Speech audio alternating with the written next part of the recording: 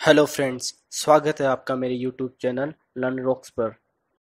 Friends, financial year 2019-20 से पहले यह प्रावधान थे कि अगर आपकी इनकम टैक्सेबल लिमिट में आती थी तभी आपको रिटर्न फाइल करने की रिक्वायरमेंट थी।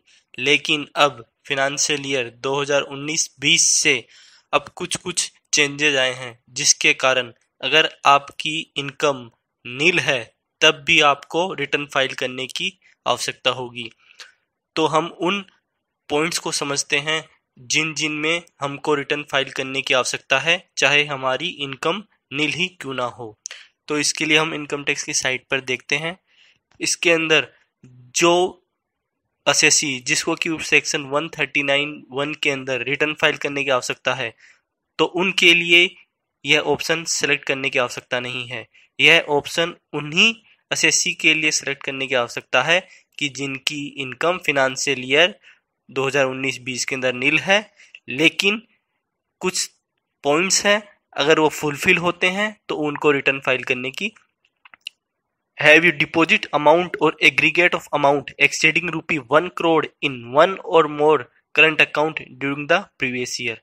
मतलब अगर फिनंशियल ईयर 2019-20 के अंदर अगर आपके जितने भी बैंक अकाउंट हैं, अगर उसके अंदर आप 1 करोड़ से ज़्यादा का अमाउंट डिपॉजिट करवाते हैं तो आपको रिटर्न फाइल करने की आवश्यकता है, चाहे आपकी रिटर्न नील ही क्यों ना हो। Second, have you incurred expenditure for an amount or aggregate of amount exceeding ₹2 lakh for travel to foreign country for yourself or for any other person? मतलब अगर फिनंशियल ईयर 2019-20 के अंदर अगर आप फॉरेन टूर पर गए हैं, चाहे आप स्वयं गए हो या किसी अदर पर्सन की बिहाफ पर अगर आपने खर्चा किया है, तो भी आपको रिटर्न फाइल करने की आवश्यकता होगी, चाहे आपकी इनकम फिनंशियल ईयर 2019-20 में नील ही क्यों ना हो। Third change, have you incurred expenditure of amount or aggregate of amount exceeding ₹1 lakh on consumption of electricity during the previous year?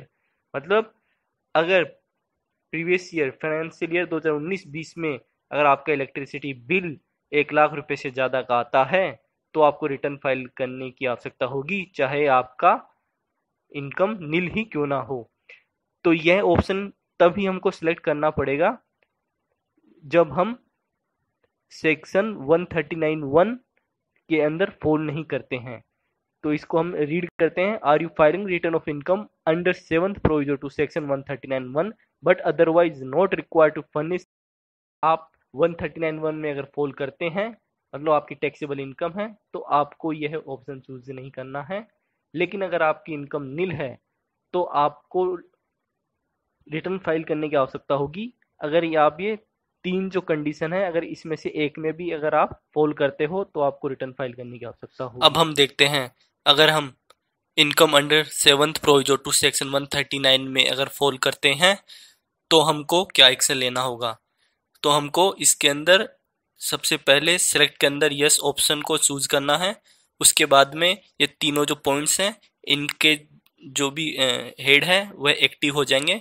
उसके बाद में आप सेलेक्ट पर जाके यस ऑप्शन चूज कर सकते हो और उसके बाद में अमाउंट को उसमें फीड कर सकते हो। तो अगर आपने पिछले फिनंशियल ईयर में अगर बैंक के अंदर 1 करोड़ से ज़्यादा का अगर अमाउंट डिपॉजिट कराया है तो आप इस ऑप्शन को यस कर लीजिए और जितना अमाउंट आपने जमा कराया है उसका एग्जैक्ट अमाउंट उसमें फीड कर दीजिए। अगर पिछले फिनंशियल ईयर में अगर आप फॉरेन टूर पर गए हैं और उसमें 2 लाख से ज़्यादा का अगर खर्चा हुआ है तो आप इस ऑप्शन को चूज करके उसमें यस चूज कर लीजिए और अमाउंट जो एग्जैक्ट अमाउंट जो आपने जो खर्चा किया है उसको आप फीड कर दीजिए। और अगर आप पिछले फिनंशियल ईयर में अगर आपका इलेक्ट्रिसिटी बिल 1 लाख रुपए से ज़्यादा का आया है तो आप इस थर्ड ऑप्शन को चूज कर लीजिए और जितना अमाउंट जो आपने खर्चा किया है उसको एग्जैक्ट इसमें फीड कर आईटीआर फॉर्म दीजिए। के अलावा कुछ अन्य चेंजेस को देखते हैं। सेक्शन 87A में जो रिबेट मिलती थी उसको 2500 रुपये से बढ़ाकर 12,500 कर दिया गया है। अगर फिनंशियल ईयर 2019-20 में आपकी नेट टैक्सेबल इनकम 5 लाख रुपए से बिलो है तो आप इस ऑप्शन को चूज कर सकते हो। अगर आप बिजनेस पर्सन हैं तो आपको टैक्स ऑडिट से छूट दी गई है अगर आपका टर्नओवर 5 करोड़ रुपए से बिलो है, बशर्ते आपने जो भी ट्रांजेक्शन किए हैं वो 95% बैंक के थ्रू होने चाहिए। अदर चेंज, बैंक द्वारा आपकी एफडी पर मिले इंटरेस्ट पर टीडीएस तभी काटा जाएगा अगर वह अमाउंट 40,000 रुपये से ज़्यादा का है। यह लिमिट सीनियर सिटीजन में 50,000 रुपये कर दी गई है। फ्रेंड्स, आपको ये पता करना है कि कौन कौन व्यक्ति इनकम टैक्स पे करने के लायबल है, तो मेरी यह video what is income tax and who is liable to pay tax को देखिए। तो इसके लिए आप आई बटन को क्लिक कीजिए एंड मेरी पुरानी वीडियो को देख सकते हैं। अगर मेरी ये वीडियो आपको पसंद आई है तो please like, share and subscribe my YouTube channel. धन्यवाद।